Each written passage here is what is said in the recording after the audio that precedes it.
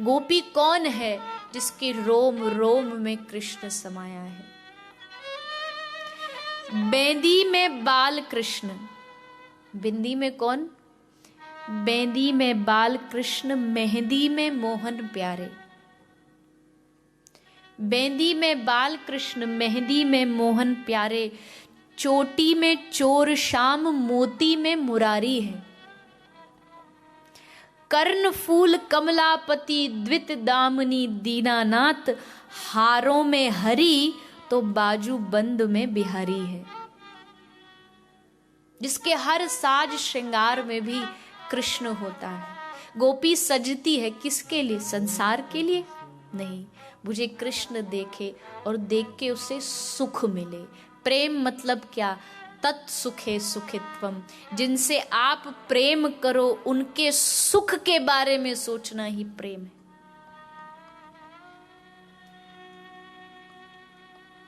उनके बारे में सोचना प्रेम।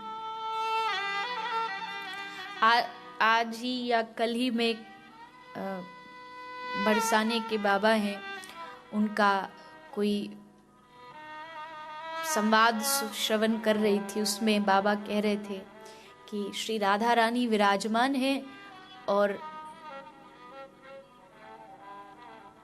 श्री ठाकुर जी आज राधा रानी से प्रार्थना कर रहे हैं कि राधा, मैं आज तेरे चरणों में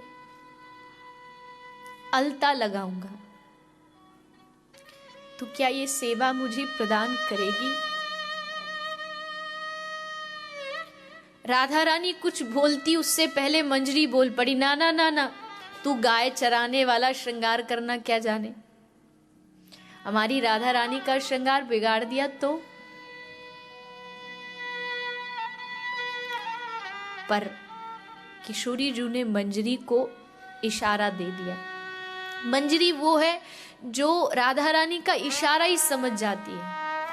बाबा कहते कि राधा और मंजरी में इतना प्रेम है, राधा जो चाहती है वो मंजरी समझ जाती है और मंजरी जो चाहती है वो राधा रानी समझ जाती है। इतना प्रेम है दोनों।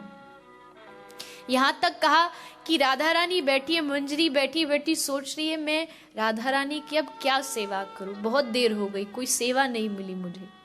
बैठी बैठी इधर ये सोच रही है, उधर राधा रानी को पता लग गया कि इसको कुछ मन में भाव है सेवा करने का।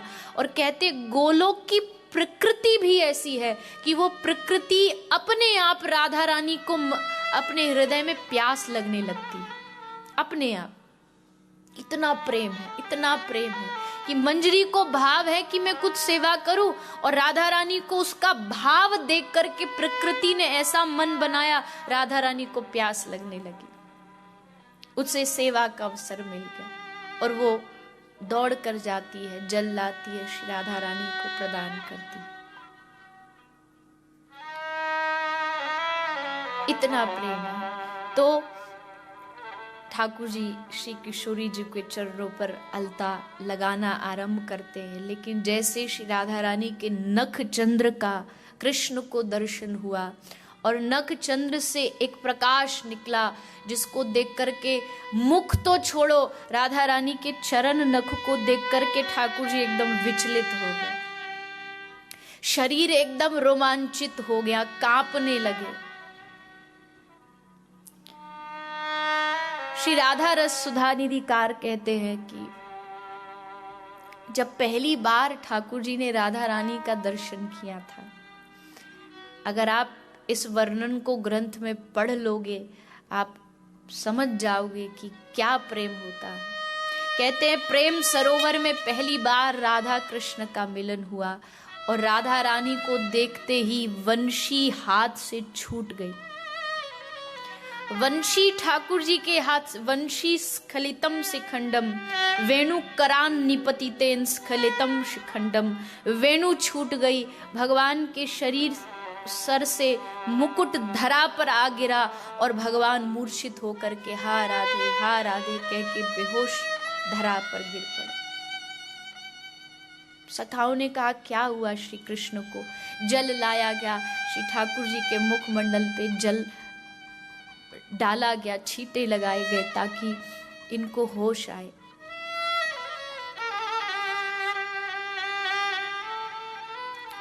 हम क्या प्रेम को समझेंगे, क्या जानेंगे प्रेम क्या होता है।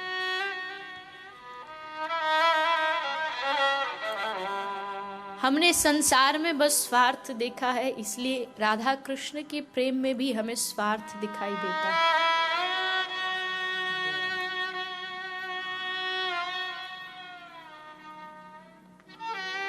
लेकिन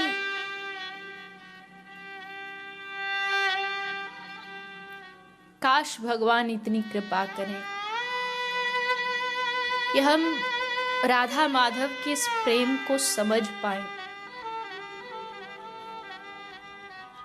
न जाने इस प्रेम को समझने के लिए कितने जन्म लग जाते हैं, कितने युग बीत जाते हैं।